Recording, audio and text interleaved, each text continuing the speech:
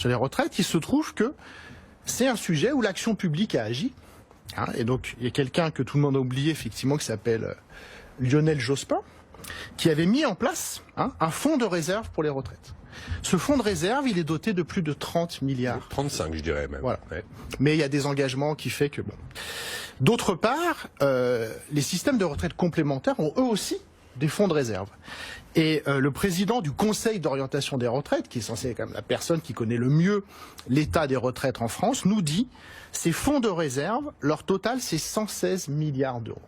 Donc au bas mot, on a, j'avais en tête aussi. Voilà, au bas mot, on a 150 milliards de réserves pour les retraites. Il y a un petit problème, Gilles, dans votre... Non, non, mais... Dans la continuez. Alors, j'ai pas fini. Qui se souvient de la CADES? Moi. Bah oui. 96, On suit au sujet, création de la Caisse d'amortissement de la dette sociale financée par la CRDS, la contribution au remboursement de la dette sociale dont la durée de vie a été prolongée en théorie et ne peut plus être prolongée au-delà de 2024. 20 sur 20. Hein. Ouais. Élève Dose, vous avez les félicitations du jury. Merci. Donc en 2024, effectivement, la CADES... Mais attendez, j'ai pas présenté les autres en fait. Non, mais attendez, je finis, parce que c'est quand même On incroyable. sait même pas qui est Gilles Ravaud là pour l'instant. Oui, mais c'est pas grave. Ça n'a aucune espèce d'importance. Parce que ça, c'est une chose, l'information chacun peut vérifier sur Internet facilement. Donc la CADES, effectivement, aura fini de rembourser la dette de la Sécu en 2024 et dégagera au minimum encore 24 milliards d'euros. Le président de la CADES... dégagera 24 milliards. Mais oui, d'euros. mais oui. Jean-Louis Ray déclare « Aucun gouvernement n'a eu à arbitrer une telle manne ».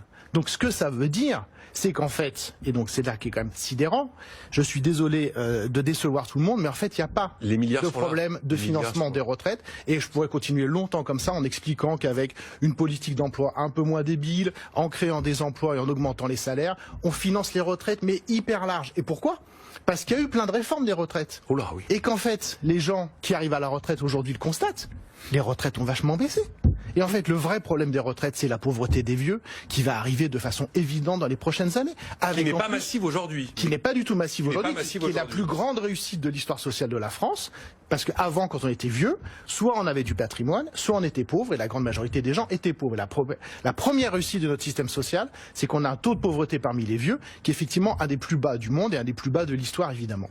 Mais demain, avec la dépendance, les amis des EHPAD qui se gavent et qui vous coûtent 2000 ou 3000 euros par mois, etc., on va avoir un énorme problème social qui va être la pauvreté, en fait, des vieux, des gens, des parents, les enfants qui vont devoir revendre la maison qu'ils ont mis 20 ans à acheter pour payer la dépendance de mamie, papy, etc. Donc c'est ça le vrai souci. Et je passe sur l'incroyable écart d'espérance de vie qui existe dans notre pays.